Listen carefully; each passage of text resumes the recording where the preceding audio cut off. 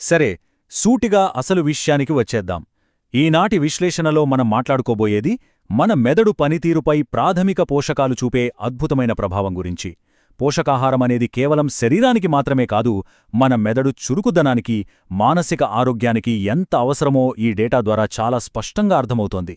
ఖచ్చితంగా ఇది మనందరికీ ఒక ఐ ఓపెనింగ్ టాపిక్ అని చెప్పొచ్చు. అయితే ఈ ప్రయాణంలో మనం కవర్ చేయబోయే ముఖ్యమైన పాయింట్స్ ఏంటంటే: 1. అసలు ముఖ్యమైన పోషకాలు అంటే ఏమిటి? 2. సూక్ష్మ పోషకాలకి మెదడు పనితీరుకి ఉన్న లింక్ ఏంటి? 3.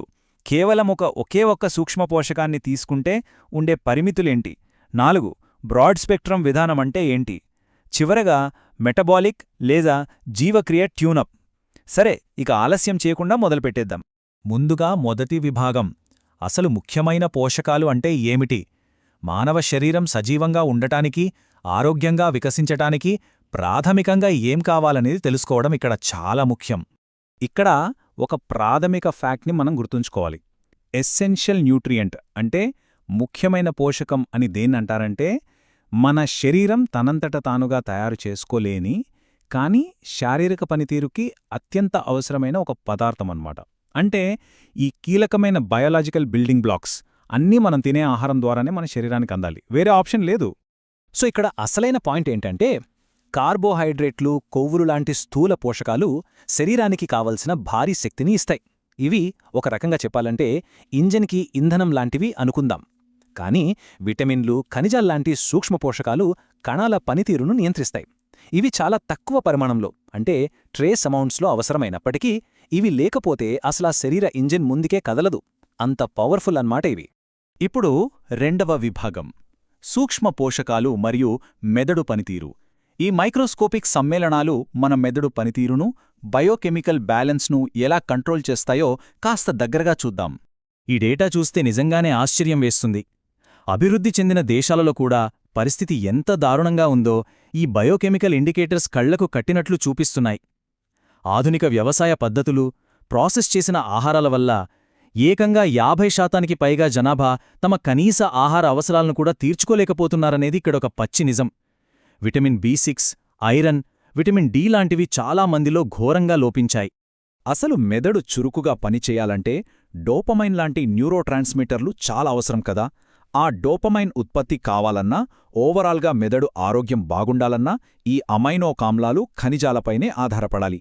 కణాల మధ్య సంకేతాలు పంపే ఇంట్రాసెల్యులర్ సిగ్నలింగ్ దగ్గర్నుండి మైటోకాండ్రియాల్ పనితీరును మెరుగుపరచడం వరకు ఇవి అత్యంత కీలక పాత్ర పోషిస్తాయి.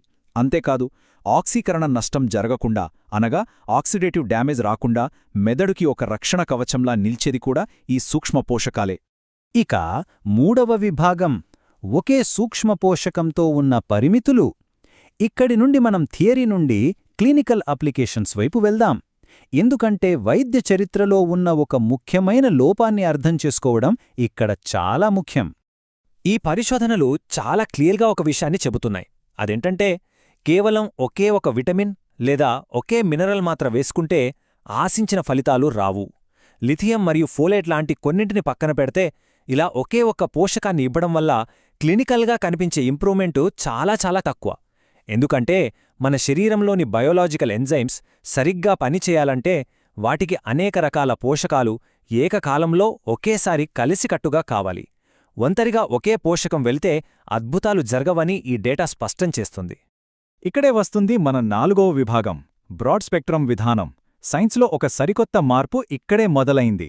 సింగిల్ స్పిల్స్కి బదులుగా సైంటిస్టులు బహుళ పోషక చికిత్సల వైపు ఎలా అడుగులు వేశారో చూద్దాం. అయితే ఈ బ్రాడ్ స్పెక్ట్రమ్ విధానం ఎందుకంత అద్భుతంగా పనిచేస్తుందంటే, కేవలం ఒక లోపాన్ని మాత్రమే టార్గెట్ చేసే సింగిల్ మైక్రోన్యూట్రియంట్ వల్ల వేరే పోషకాలతో అసమతుల్యత రావచ్చు. దాని ప్రభావం కూడా వీక్గా ఉంటుంది. కానీ బ్రాడ్ స్పెక్ట్రమ్ విధానం అనేది అలా కాదు. ఇది ఏకంగా కేంద్ర నాడీ వ్యవస్థ మొత్తాన్ని ఒకేసారి బ్యాలెన్స్ చేస్తుంది. అందుకే ముఖ్యంగా ADHD మరియు మూడ్ డిజార్డర్స్ లాంటి మానసిక సమస్యలను ఎదుర్కోవడంలో ఇది ఎంతో పవర్ఫుల్ సినర్జిస్టిక్ ఎఫెక్ట్ని చూపిస్తుంది. ఇక్కడ ఈ 23 నుండి 25 అనే నంబర్స్ వెనుక ఒక అద్భుతమైన ఫ్యాక్ట్ దాగి ఉంది. అదేంటంటే, ఏకకాలంలో ఏకంగా 23 నుండి 25 విటమిన్లు, ఖనిజాలను కలిపి బ్రాడ్ స్పెక్ట్రమ్ సప్లిమెంట్గా అందించినప్పుడు ADHD లక్షణాలు, అలాగే అగ్రెసివ్ బిహేవియర్లో అంటే తీవ్రమైన కోపంలో ఆశ్చర్యకరమైన స్థాయిలో తగ్గుదల కనిపించింది. అనేక క్లినికల్ ట్రయల్స్లో ఇది నిరూపితమైంది. దీన్ని బట్టి పోషకాలు ఎప్పుడూ ఒక బృందంగానే అద్భుతాలు చేయగలవు అనేది క్లియర్గా అర్థమవుతోంది కదా. ఇక చివరిగా 5వ విభాగం మెటబాలిక్ లేదా జీవక్రియ ట్యూనప్. ఇంతవరకు మనం చూసిన ఈ క్లినికల్ డేటాని అసలు మెదడు తనను తాను ఎలా నయం చేసుకుంటుందనే బయలాజికల్ థియరీకి ఇక్కడ కనెక్ట్ చేద్దాం. ఇదంతా చూస్తుంటే ఒక గొప్ప వ్యక్తి చెప్పిన మాట గుర్తొస్తోంది. దశాబ్దాల క్రితమే ప్రముఖ శాస్త్రవేత్త లైనస్ పాలింగ్ ఏమన్నారంటే, మన శరీరంలో సహజంగా ఉండే పోషకాలను వాటికవసరమైన సరైన మోతాదుల్లో అందిస్తే మానసిక ఆరోగ్యంలో అనూహ్యమైన మార్పులు తీసుకురావచ్చు అని ఊహించారు. ఎప్పుడో 1968లో ఆయన చెప్పిన ఆ మాట, ఆ చారిత్రక అంతర్దృష్టి ఈనాటి ఆధునిక సైన్స్ ద్వారా 100కి 100 పాళ్లు నిజమని నిరూపించబడుతోంది. బ్రూస్ అమ్మేస్ ప్రతిపాదించిన ఈ మెటబాలిక్ ట్యూనప్ విధానాన్ని సింపుల్గా అర్థం చేసుకోవాలంటే మానవ మెదడును ఒక హై పర్ఫార్మెన్స్ ఇంజిన్తో పోల్చుకోవచ్చు. ఒక పవర్ఫుల్ ఇంజిన్ సూపర్ స్పీడ్తో స్మూత్గా నడవాలంటే ఆయిల్, కూలెంట్, స్పార్క్ ప్లగ్స్ అన్నీ ఒకేసారి పర్ఫెక్ట్గా పనిచేయాలి కదా. మన మెదడుకి కూడా అంతే. ముందుగా విస్తృత రకాల సూక్ష్మ పోషకాలను బల్క్గా అందిస్తే అది శరీర సామర్థ్యాన్ని అమాంతం పెంచేస్తుంది. తద్వారా ఓవరాల్గా కేంద్ర నాడీ వ్యవస్థ కార్యకలాపాలు అద్భుతంగా మెరుగుపడతాయి. ఈ 3 దశలు ఒకదానితో ఒకటి కనెక్ట్ అయ్యి బ్రెయిన్ పనితీరును పీక్ స్టేజ్కి తీసుకువెళ్తాయి. సో ముగించే ముందు ఒక లోతైన ఆలోచన.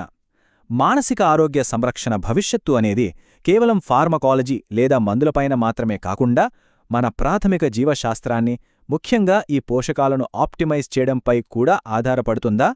ఖచ్చితంగా ఇది ఆలోచించాల్సిన విషయమే. మందులతో సమానంగా మన పోషక విజ్ఞానం కూడా మెదడు ఆరోగ్యాన్ని రక్షించగలదన్న వాస్తవం నిజంగా ఎంతో ఉత్కంఠభరితంగా ఉంటుంది. ఈరోజు మనం విశ్లేషించిన ఈ డేటా భవిష్యత్తులో ఈ అంశంపై మరింత లోతైన అధ్యయనాలకు ఒక బలమైన పునాది అవుతుందనడంలో ఎలాంటి సందేహం లేదు.